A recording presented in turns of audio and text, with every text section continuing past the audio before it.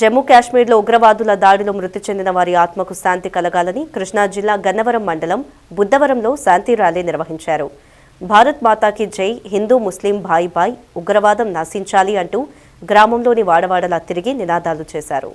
ఆదివారం రాత్రి గన్నవరం మండలం బుద్ధవరం గ్రామంలో పహల్గాం ఉగ్రవాదుల దాడికి నిరసనగా మృతుల ఆత్మకు శాంతి చేకూరాలని కొవ్వొత్తుల ర్యాలీ నిర్వహించారు.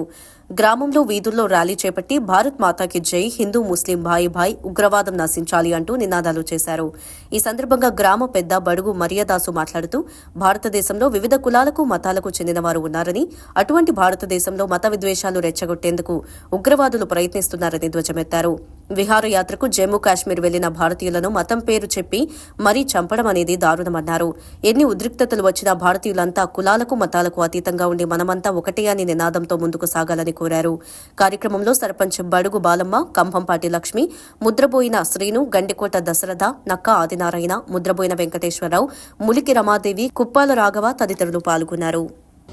భార్య భర్త ఒక బాబు 12 సంవత్సరాలు 13 సంవత్సరాల బాబుతో ముగ్గురు కలిసి విహారయాత్రకు వచ్చారు జమ్మూ కాశ్మీర్. వాళ్ళు అంటే మీరు మసీదుకు సంబంధించిన స్లోగన్ ఒకటి ఉంటుందంట ముస్లింస్ కి. మసీద్కి వెళ్ళినప్పుడు దేవుడిని ప్రార్థన చేసేటప్పుడు ఆ స్లోగన్ చెప్తారంట. అది ప్రతి ముస్లింకి అది అలవాటు అనమాట. యేసు ప్రభు మతం చేసేవాళ్ళు కనుక హల్లెలూయా అని, లేకపోతే హిందూ మతానికి పూజ చేసేవాళ్ళు హరే రామ అని, ఇట్లా ఏ విధంగా అయితే మతాలకు